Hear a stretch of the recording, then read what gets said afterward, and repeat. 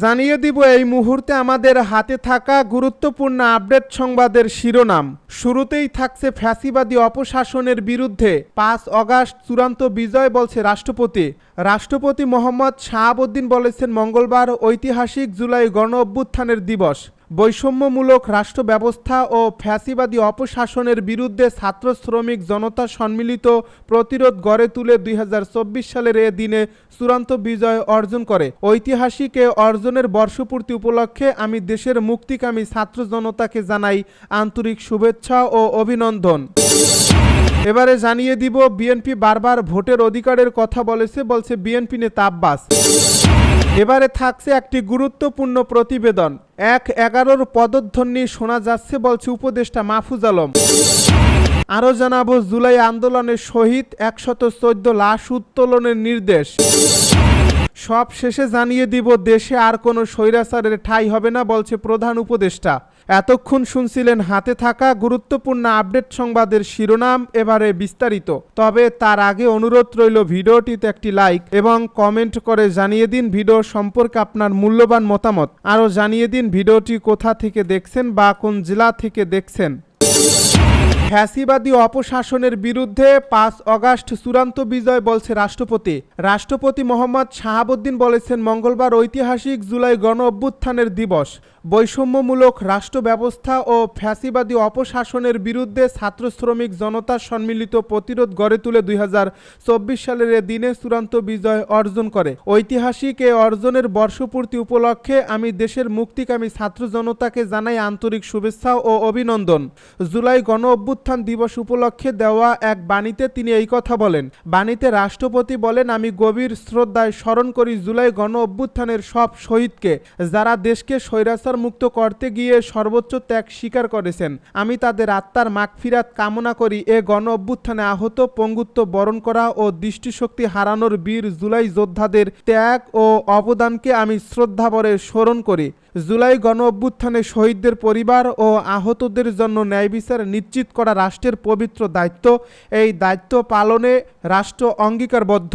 তিনি আরও বলেন, জুলাই গণ অভ্যুত্থান ছিল দীর্ঘদিনের বঞ্চনা, দুঃশাসন, দুর্নীতি, লুটপাট, গুম, খুন, অপহরণ, ভোটাধিকার হরণ সহ সব ধরনের অত্যাচার, নিপীড়নের বিরুদ্ধে তরুণ প্রজন্ম ও আপামার জনতার ক্ষোভের বিস্ফোরণ। এ বৈষম্যমূলক ফ্যাসিবাদী ব্যবস্থা বিলুপ করে গণতন্ত্র পুনঃপ্রতিষ্ঠা, জনগণের ক্ষমতায়ন এবং মত প্রকাশের স্বাধীনতাকে সুনিশ্চিত করাই ছিল এর মূল লক্ষ্য। একটি সুখী সমৃদ্ধ বাংলাদেশ গড়ে তুলতে ফ্যাসিবাদের মূল উৎপাটন করে জুলাইয়ের চেতনার পরিপূর্ণ বাস্তবায়ন করতে হবে। জুলাই গণ অভ্যুত্থান পরবর্তী সময়ে রাষ্ট্র একটি ব্যাপক সংস্কার প্রক্রিয়ার মধ্য দিয়ে অগ্রসর হচ্ছে। এ সংস্কারের মধ্য দিয়ে গণ অভ্যুত্থানের আশা আকাঙ্ক্ষা প্রতিফলিত হবে। প্রকৃত গণতান্ত্রিক উত্তরণের মধ্য দিয়ে গড়ে উঠবে একটি ন্যায় ও সাম্য ভিত্তিক নতুন বাংলাদেশ। এ আমার একান্ত প্রত্যাশা। বিএনপি বারবার ভোটের অধিকারের কথা বলছে আব্বাস। বিএনপির স্থায়ী কমিটির সদস্য মির্জা আব্বাস বলেছেন, বিএনপি বারবার দেশের মানুষের ভোটের অধিকারের কথা বলেছে, মানুষের কথা বলার অধিকারের কথা বলছে। সোমবার বিকেলে রাজধানীর ইঞ্জিনিয়ারিং ইনস্টিটিউশনে যুবদল আয়োজিত ফ্যাসিবাদ বিরোধী আন্দোলন আমার না বলা কথা শীর্ষক অনুষ্ঠানে তিনি এই মন্তব্য করেন। বিএনপি নেতা মির্জা আব্বাস বলেন, গণতন্ত্রকে সুসংহত করার জন্য যে সুবর্ণ সুযোগ এসেছে তা নষ্ট করতে সরকারের ভেতরে ষড়যন্ত্র হচ্ছে, আমরা সেটা দেখতে পাচ্ছি। কথায় কথায় তারা বিএনপির বিরুদ্ধে বিএনপিকে খাটো করে কথা বলছে। বিএনপি নেতা মির্জা আব্বাস বলেন, তারা ধরেই নিয়েছে বিএনপি আগামীতে ক্ষমতা আসবে, অথচ আমরা কখনো বলিনি যে ক্ষমতায় যাচ্ছি। বিএনপি বারবার দেশের মানুষের ভোটের অধিকারের কথা বলেছে, মানুষের কথা বলার অধিকারের কথা বলেছে। এনসিপিকে উদ্দেশ্য করে বিএনপির এই সিনিয়র নেতা বলেন, ফেসবুকে শুনলাম একটি নতুন দলের নেতারা আমাদের নেতা তারেক রহমানের বিরুদ্ধে স্লোগান দিচ্ছে। এগুলো কোনো রাজনৈতিক স্লোগান নয়, দেশকে সুসংহত করার স্লোগান নয়। ১/১১ পদধ্বনি শোনা যাচ্ছে বলছে উপদেষ্টা মাহফুজ। টানা ১৬ বছরের স্বৈরাচারী অপশাসনের বিরুদ্ধে সম্মিলিত বিস্ফোরণ ছিল জুলাই গণ অভ্যুত্থান। যে অভ্যুত্থানের মুখে ২০২৪ সালের ৫ অগাস্ট ক্ষমতা ছেড়ে দেশ ছেড়ে পালাতে বাধ্য হন শেখ হাসিনা। আগামীকাল এর ১ বছর পূর্ণ হচ্ছে, যে দিনটিকে জুলাই গণ অভ্যুত্থান দিবস হিসেবে পালনের উদ্যোগ নেওয়া হয়েছে। তবে এই আনন্দ ঘন মুহূর্তের মধ্যেই ফেসবুকে বিস্ফোরক মন্তব্য করেছেন তথ্য উপদেষ্টা মাহফুজ আলম। আলম। সোমবার সন্ধ্যায় নিজের ভেরিফাইড ফেসবুক আইডিতে দেওয়া এক পোস্টে তিনি লিখেছেন, ১/১১ পদধ্বনি শোনা যাচ্ছে। জুলাই আন্দোলনে শহীদ ১১৪ লাশ উত্তোলনের নির্দেশ। জুলাই আন্দোলনে নিহত ১১৪ জনের পরিচয় শনাক্তে লাশ উত্তোলনের নির্দেশ দিয়েছেন আদালত। সোমবার ঢাকার chief metropolitan magistrate Mohammad Mostafizur Rahman আবেদনের পরিপ্রেক্ষিতে এ আদেশ দেন। আদালতের অতিরিক্ত পাবলিক প্রসিকিউটর মোহাম্মদ শামসুদ্দোহা সুমন এ তথ্য জানান। মোহাম্মদপুর থানার উপপরিদর্শক মোহাম্মদ মাহিদুল ইসলাম লাশ উত্তোলন চেয়ে এ আবেদন করেন। এই আবেদনে উল্লেখ করা হয়, বৈষম্য বিরোধী ছাত্র আন্দোলন চলাকালে বিভিন্ন তারিখ ও সময়ে ঢাকা মহানগরীর বিভিন্ন এলাকায় বিভিন্ন বয়সের নারী ও পুরুষ শাহাদাত বরণ করেন, যাদের মধ্যে ১১৪ জন অজ্ঞাতনামা শহীদকে অশনাক্তকৃত হিসেবে মোহাম্মদপুর থানাধীন রায়ের বাজার কবরস্থানে দাফন করা হয়েছে। ভবিষ্যতে আইনগত পদক্ষেপ গ্রহণ এবং শহীদদের মৃতদেহ শনাক্তকরণের জন্য লাশ যথাযথ আইনি প্রক্রিয়ার মাধ্যমে কবর থেকে উত্তোলন করা প্রয়োজন। এসব লাশের পোস্টমর্টেমের রিপোর্ট প্রস্তুত, মৃতদেহের ডিএনএ সংগ্রহের মাধ্যমে পরিচয় নিশ্চিত হতে হবে। এছাড়া আইনি কার্যক্রম শেষে ডিএনএ প্রোফাইলিংয়ের মাধ্যমে পরিচয় নিশ্চিতকরণের পর পরিবারের চাহিদা মোতাবেক মৃতদেহ তাদের পরিবারের নিকট হস্তান্তরের জন্য প্রয়োজনীয় ব্যবস্থা নেওয়া দরকার। এরপর বিচারক আবেদনসহ নথি পর্যালোচনা করেন। সার্বিক পর্যালোচনায় শেষে আদালত এই আবেদনটি মঞ্জুর করেন।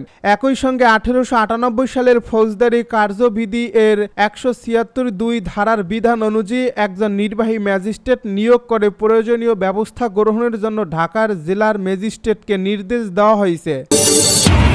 দেশে আর কোনো স্বৈরাচারের ঠাঁই হবে না বলছে প্রধান উপদেষ্টা। জুলাই গণ অভ্যুত্থানকে বাংলাদেশের ইতিহাসের এক অবিস্মরণীয় দিন উল্লেখ করে অন্তর্বর্তী সরকারের প্রধান উপদেষ্টা ডক্টর মুহাম্মদ ইউনূস বলেছেন, ১ বছর আগে এই দিনে জুলাই গণ অভ্যুত্থান পূর্ণতা পায়। দীর্ঘদিনের ফ্যাসিবাদী শাসন থেকে মুক্ত হয় প্রিয় স্বদেশ বাংলাদেশের আপামার জনসাধারণ, যাদের যুদ্ধবদ্ধ আন্দোলনের ফসল আমাদের এই ঐতিহাসিক অর্জন। তাদের সবাইকে আমি এই দিনে আন্তরিক অভিনন্দন জানাই। অভ্যুত্থান দিবস উপলক্ষে সোমবার দেওয়া বাণীতে তিনি এসব কথা বলেন। ডক্টর ইউনূস বলেন, আজ আমি স্মরণ করছি যে সব সাহসী তরুণ শ্রমিক, দিনমজুর, পেশাজীবীদের, যারা ফ্যাসিবাদী শক্তিকে মোকাবেলা করতে গিয়ে শাহাদাত বরণ করেছেন। আমি গণ অভ্যুত্থানে শাহাদাত বরণকারী সবার প্রতি গভীর শ্রদ্ধা জানাই। আমি গভীর কৃতজ্ঞতায় স্মরণ করি সব জুলাই যোদ্ধাকে, যারা আহত হয়েছেন, চিরতরে পঙ্গু হয়েছেন, হারিয়েছেন দৃষ্টিশক্তি। জাতি তাদের অবদান শ্রদ্ধাভরে স্মরণ করে। তিনি আরও বলেন, টানা ১৬ বছরের স্বৈরাচারী অপশাসনের বিরুদ্ধে সম্মিলিত বিস্ফোরণ ছিল জুলাই গণ অভ্যুত্থান। জুলাই অভ্যুত্থানের মূল লক্ষ্য ছিল একটি বৈষম্যহীন, দুর্নীতি ও স্বৈরাচারমুক্ত নতুন রাষ্ট্র ব্যবস্থা প্রতিষ্ঠা করা, দেশের গণতন্ত্র পুনরুদ্ধার করে রাষ্ট্রকে জনগণের হাতে ফিরিয়ে দেওয়া। অন্তর্বর্তীকালীন সরকার দায়িত্ব গ্রহণের পরে এসব লক্ষ্য বাস্তবায়নে রাষ্ট্রযন্ত্রের সব খাতে ব্যাপক সংস্কার কার্যক্রম গ্রহণ করছে।